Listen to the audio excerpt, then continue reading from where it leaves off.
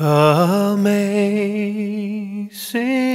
grace, how sweet the sound that saved a wretch like me. I once was lost, but now am found. Was blind, but now I see. Sa biyahe natin na ito ay papasyalan natin ang Monte Maria Statue sa Batangas upang alamin ang update sa ginagawang project na ito. May mga ilan din na nakakita sa social media na maaari na raw lakaran ang walking glass at open na sa publiko. Pero wala pa dito ay hindi pa gumagamit, no? Sir, hindi pa pwedeng pumasok diyan. Bawal pa. Parang nakaraan nag-operate na siya o hindi pa talaga? Yun lang naman sa yun lang yung isa na yun. Yun, nakapasok sila dun sa taas, oh. Ayun, may tao sa taas, dalawa, may kasama sila.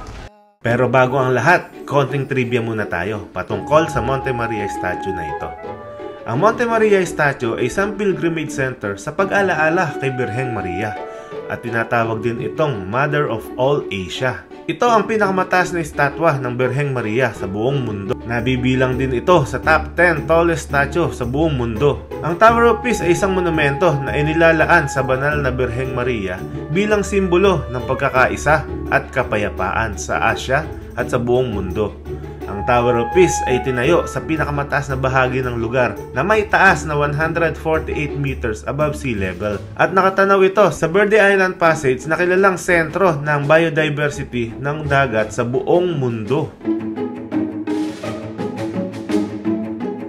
At papasyal din tayo sa isang kakaibang resort dahil and this is one of a lifetime experience, may tunnel sa beach resort. Talagang tunnel siya na ginawa. Ano? Wow! Wala kayang ahas dito, ma'am? And good thing, our pool ay salt water din po. Wow!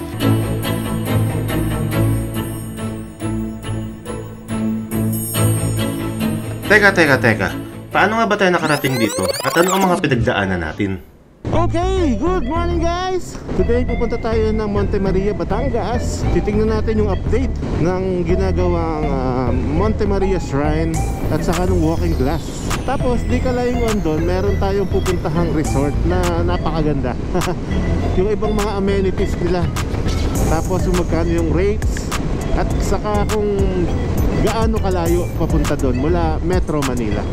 Welcome to Skyway! Makati, oh Makati! Ladies and gentlemen, fasten your seatbelt and we're ready to take off in 5, 4, 3, 2, 1, Wow! Good morning, Makati City! So ayun guys, nandito na tayo sa Batangas City.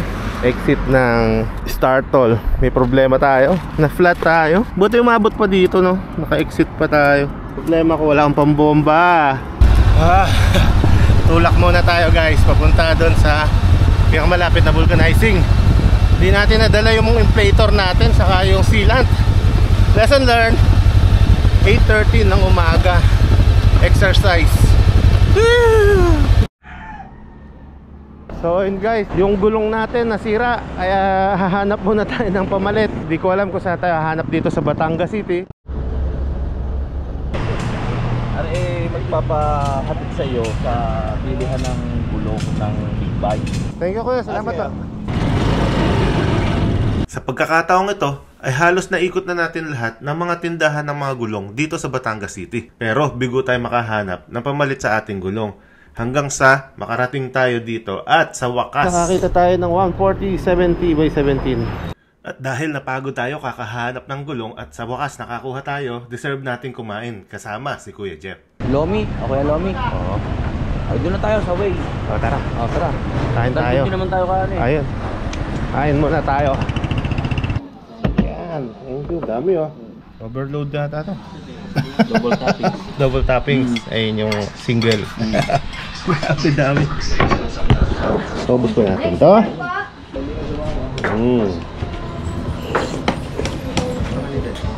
Lomi. Wala kaya. Thank you ha. Thank you. Alright guys, nagawa na ang ating motor. Time check natin, 12:21. Nasiraan tayo kanina dito ng mga past 8. Ilang oras din tayo naghanap ng gulong. Thank you nga pala kay Kuya Jeff. Tapos alam nyo yun, after natin nakabili ng gulong, kumain tayo dun sa Tres Marias na lomihan. Alam nyo, napakasarap nung lomi nila. Tagun-tago yung lugar niya, pero sobrang daming kumakain. Ngayon ay diretso na tayo ng ating destinasyon sa Monte Maria. Alright! Ang sabi dito sa mapa, 1:26 tayo makakarating. So mga 1 hour ang biyahe natin mula dito sa rotonda ng Batangas City. Base sa mapa at saka sa nakikita natin dito sa kanan natin ay nasa gilid na tayo ng dagat. Panibagong adventure. First time natin makakarating dito sa lugar na to. Uy! Nag-aapoy yun sa taas oh. Ano kaya to? May mga ano, may mga poste-poste dun sa gitna. Daungan ng barko. Refinery ayun, nagliliyab.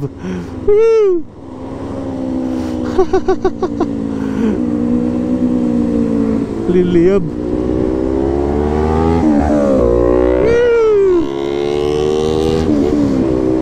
Ayun na oh. Nakikita na natin yung Monte Maria dito guys. Saka ang lakas ng apoy nun. Parang torch sa lakas no. Grabe. Uy. 21 minutes nandun na tayo sa Monte Maria. At umuulan pa. Yay. Ayan na ang Monte Maria. Kita na natin dito guys. Wow. Since nandito na din lang tayo sa Batangas, tingnan natin kung ano yung mga ibang mga tourist destination na may papakita natin, no? Sayang nandito na tayo sa South. Sulit na natin. Kaping Barako sana. Ayun, no, laki oh. Wow. Saan na kaya yung entrance nun? Dito? Ito. Welcome to Monte Maria. Yun, dito pala yung entrance niya. Dito may guard. Magbabayad na ba dito? Good morning. Bayad na din dito? Magkano? 20 pesos ang entrance fee para sa motor. Parking fee. Dito ka sir pag ganun. Ang laki pala ng parking niya. Monday ngayon. Wala masyadong turista. Pero ganun pa man, may mga nasa around 20 na sasakyan pa rin na nandito. Doon, Arizal wala pa dito Ariagan. Ay, hindi pag magana ito. So tara, saan ang gusto nyo unahin guys? Dito muna o dito sa ibabaw nito. Tara, unahin muna natin yung Monte Maria mismo. Tapos mamaya na lang dito. Pero kailan ang ano nito sir? Ang simula? Sir, wala akong update yan kung kailan mo ano yan. Wala pa? Wala pa akong... Sige sir, thank you. So ito pa lang, walking glass ay hindi pa active. Hindi pa siya operational. So doon muna tayo sa mismong Monte Maria. Ito sana magandang mapasok no, yung walking glass. Hindi pa siya operational Hindi pa natin pwedeng pasukin. Ganda siguro nito pag natapos. Pero parang nakaraan nag-operate na siya o hindi pa talaga? Yun lang naman sa kang... Yun lang yung isa na yun. Kailan target niyan sir? Sir, sama mo ako sir sa loob sir. Hindi ka bakit sir? Sasabay ako. Sayang, di tayo makakakyat doon sa loob mismo. Ganda sana doon. Tara, doon na lang muna tayo sa mismong Mama Mary. Let's go! May mga glass room. Operational na kaya to? Sir, yung mga room na to, operational na ba siya? Hindi pa po. Kailan ang target niyan, sir? Wala pang update, sir? Wala pang update. Pero this year kaya mga ganun. This year. Wala kahit isa pang nag-ooperate yan? Wala pa, sir. Sayang, matutulog sana ako dyan. Sige sir, thank you. So yun, update guys, wala pa. Hindi pa rin pala operational yung mga glass room. Ganda sana nitong kung matutulugan na siya. Wow, palapit na tayo ng palapit guys. Yan na. Tapos sa baba niya, may mga picture frames na malalaki. Maganda siguro sa gabi dito, may pailaw na. Kaya lang mainit. Init. Yeah. Kaya lang medyo mainit guys. Ayan na, lapit na tayo. Anong meron dyan natin? Picture, may entrance yung bayan, ano dyan. Ayan, init. Ganda sa gabi, mailaw. Ayun, yan ang init no. Siguro advisable pumunta dito mga bandang hapon pa o kaya umaga. Kasi January ngayon dapat malamig. Hello, sobrang init din. At nakakahingal, ang layo ng parking eh. Pero yung likod natin, background, oh, sobrang ganda, dagat talaga. Ayun yung Mindoro. Alin kaya dito, sa part na to? Ang laki pa ng project. Dito yung mga gagawin nilang mga TP house yata, ganun. Parang ang laking project kasi nito eh. Tingnan natin kung ano yung view sa taas. Meron palang kainan dito. Pagpasok, ito agad ang bubungad sa inyo. So anong dapat nating unahin? No ticket, no entry. Bili muna tayo ng ticket. Hello. 150 and 1 water. Thank you. So 150 pesos dun sa ticket. Bumili na rin tayo ng tubig na 25 pesos. Ito yung pinaka food court nila. Yan. Since hindi pa kasi siya masyadong tapos, kaya parang limited pa yung mga pagkain na nasa-serve nila. Puro refreshments lang muna. So, dito sa loob, ito muna ang makikita nyo. Yan. Kaya lang, saan ba tayo pupunta ngayon? Hanapin natin yung elevator. Hello ate, saan po yung elevator? Ayun. Dito pa. Apo. Ground floor. Welcome to ground floor. Okay, tayo naman. Let's go. Hello ate. Going up. Sabay-sabay tayo. Hello. Si Cherry May nga pala, papakilala ko sa inyo. Napakagandang elevator girl, oh, di ba? Mga binata pa naman tong... Ay, mga binata pa ng mga kasama ko dito. Saan po kayo galing, sir? Marikina po. Marikina. Lapit lang. Ilang floor natin? 17 po. It represents to 17. Walang nire-represent yung 17th floor. Ay, dapat meron. Dapat bawat hakbang namin. Ganun. Hello, mabuhay. Hello. So guys, nandito na tayo sa yung ano bang tawag niya? Yung kamay. Yay! Yan, nasa mismo kamay na tayo ni Mama Mary. At eto siya. Wow. Weightless, I am weightless. Underneath your wind I soar.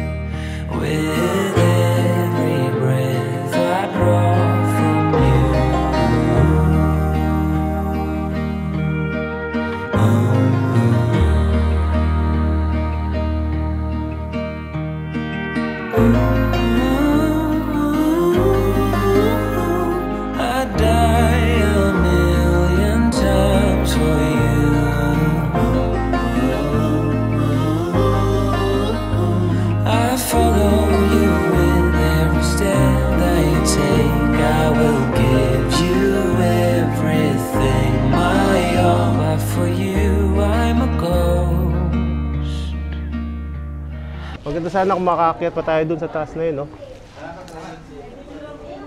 Pero, ang mga nakakakyat lang yata doon, yung mga may VIP card. Ayan, ito na ang Mindoro, ayan, no? Part na yan. Mindoro na yan. Wow, ang linaw ng tubig sa baba. Hindi pa siya fully, tapos. Marami pang mga kailangang ayusin.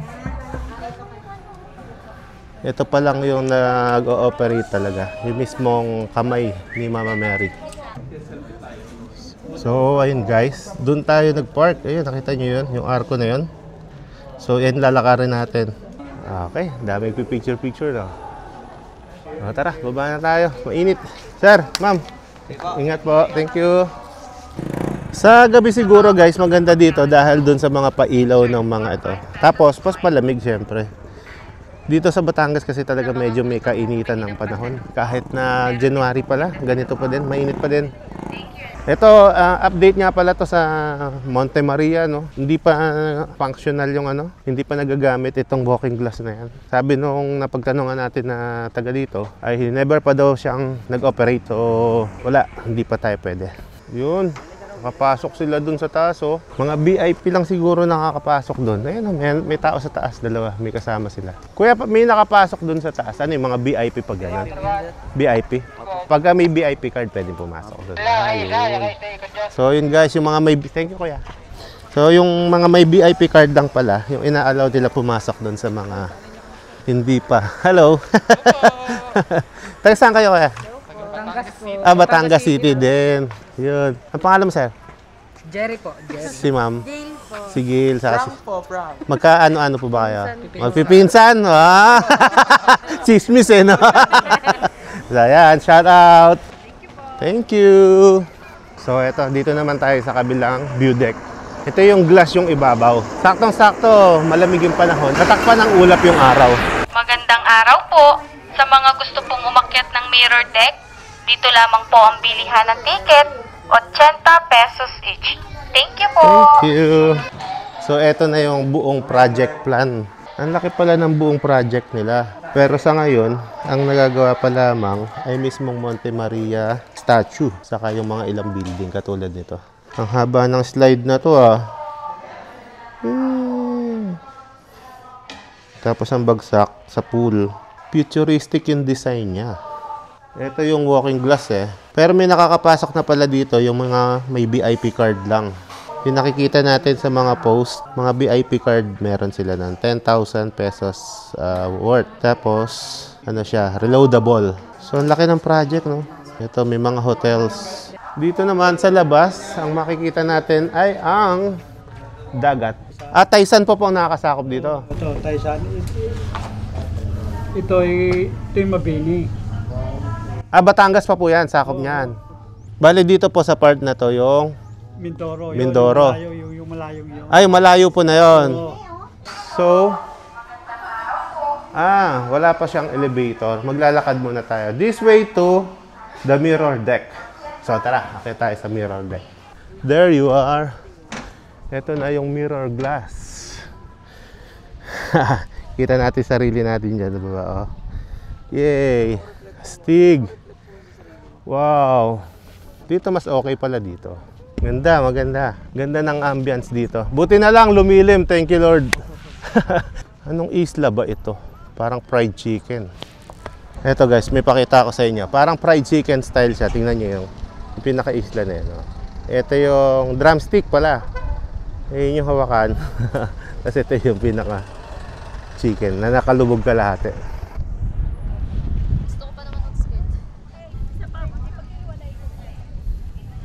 Kita mo yung sarili mo sa baba. Yeah! Kita mo? Kita nyo yan guys. Salamin, salamin. Salamin, salamin, salamin.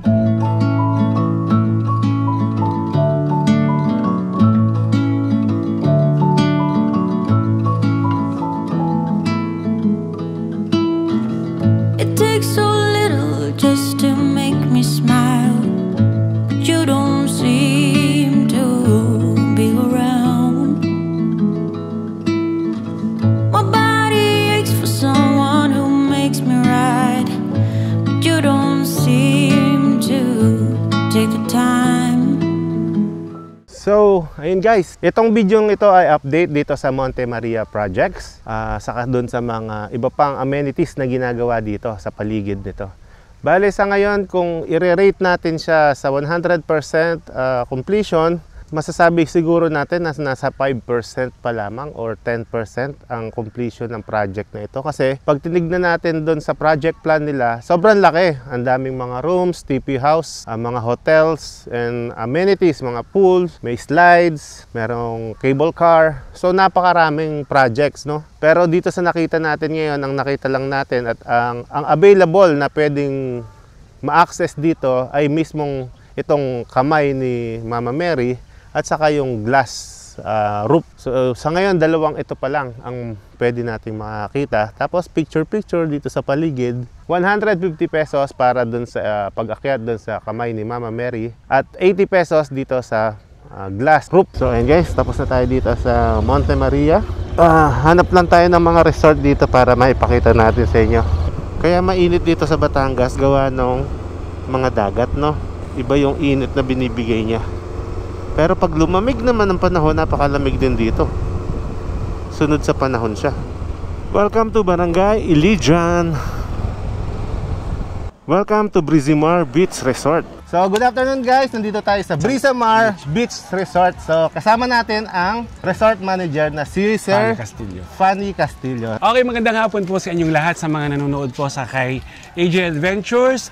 Kayo po ay malugod naming inaanyayahan. Pasaran nyo po ang Brisamar Resort sa Hulong Silangan, Ilijan, Batangas City, kung saan po mararanasan nyo ang best beach experience. Mayroon po tayo dito mga water activities such as banana boat ride, UFO, and we have flying fish and tricycle, water tricycle. Meron din po kami mga inflatables which are now going to operate in the future. Pagkatapos po ng mga araw na ito, magkakaroon po kami ng mga water inflatables. And your family is actually, we are inviting your family, your barkadas, your friends, everyone in your community sapagkat ang amin pong resort is ideal para po pagdausan ng mga parties, para po pagdausan ng mga birthdays ninyo. And meron po kami malalaking rooms na good for 20, meron po kami good for 6. Good for 10 packs din po at good for 15 packs. 10 packs and 15 packs. Apo. Magkano naman po yun? Ang 15 packs po ay 2.5. 2.5. Apo. 10.5 po ang isa. So, itong room na ito guys ay good for 16 pack. 10.5 po. 10,500 ang rate niya. May dalawang CR po, ano? Isang CR po at isang shower. Isang CR at isang shower ba? Maganda. Tapos, meron siyang window dito at merong pinto. May sarili na rin siyang sink. Pull out po ito, no? Apo. Bali, 16 packs po ang kasya. Ayan. May aircon, 10,500. Ari po ma'am, sir, ang aming 15 packs. 9.5 po. 9,500. Nabawasan ng 1,000 para sa isang tao ba? Parang dito na lang ako. Oh, ganun din. Parehas din ang setup niya. Naging 3 yung kama, pero mas maliit. Tapos pull out din yung isa. Ito ma'am, kasama to dyan. Sa 22 packs. Meron na silang... Kalahati lang. Kalahati ito.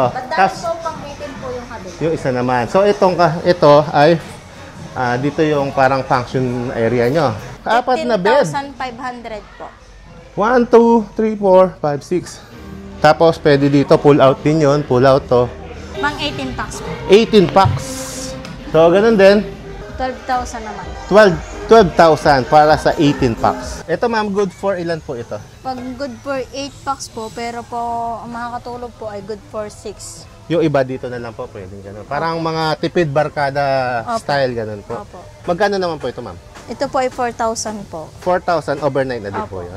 So ito, 4,000 guys, good for 8 packs 8 po. packs. Pero yung iba dito na lang sa labas. And most of all, meron po kaming tunnel, underground tunnel. Wow. Na kung saan makikita ninyo, makakaliban po kayo sa kabila naming resort at mag-i-enjoy kayo. And this is one of a lifetime experience, may tunnel sa beach resort. Talagang tunnel siya na ginawa. Yan, Opo. wow. Wala kayang ahas dito, ma'am? Wala naman po. Ayan, Araw-araw po itong winawalisan. Hindi talaga niliwanagan, ma'am, yung ilaw. Opo. Sinadya nilang madilim. Opo. Sa gabi po ay maliwanag po. Mahaba din pala yung tunnel, guys. Para makatagos tayo dun sa phase 2. Ito na po. Wow! Ang phase 2. O, diba? Nandito na tayo sa kabilang dimensyon.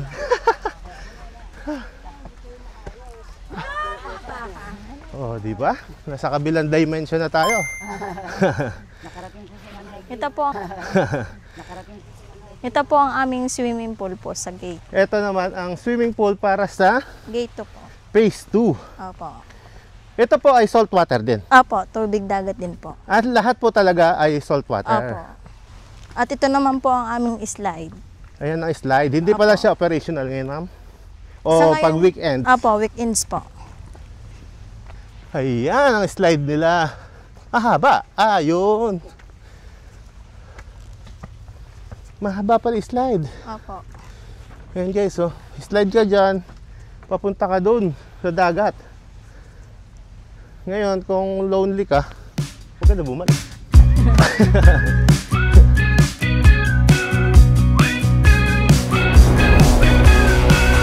Welcome, this is your life now. The wasteland where we all take a vow.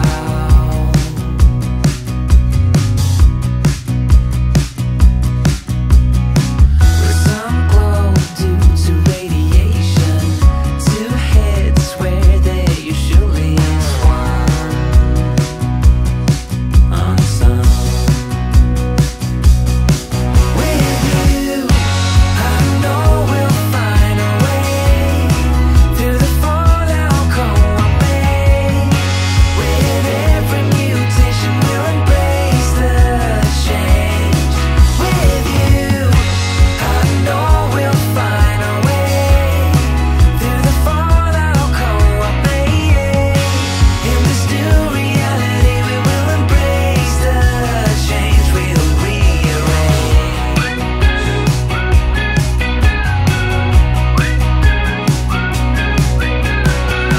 3 dog spins from the station, love songs for everyone to hear without fear.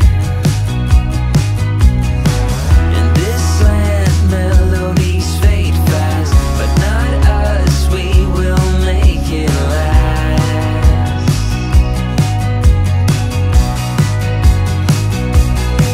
With you, I know. So guys, ano pang iniintay nyo? Summer is coming, and kahit hindi po summer, every day we are here to serve you and to give you the best experience. Your journey to the beach is actually waiting for you to experience the best in the beach. Wow! So yun, Okay thank po. you so much, sir! Welcome po, and I'll see you then. Welcome po kayo sa Bisamar. Anytime, just call us and look at our FB pages and we will accommodate po. Maraming salamat po. See you soon. Thank you! Always great.